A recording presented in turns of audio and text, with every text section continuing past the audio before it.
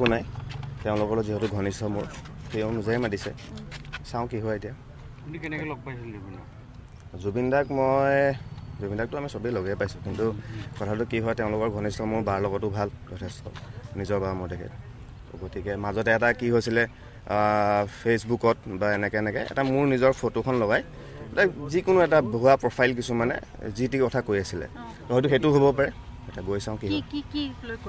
যিকোনো যাতা দি আছিলে কিবা কিবি কোনো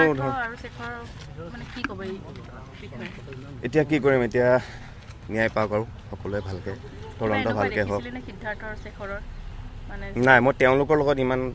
চিনাকি নাই আৰু দাদা ভালে আছে না বছ ইমানেই জুবিনৰ যিটো মৃত্যু হয় আপুনি কি বুলি ভাবে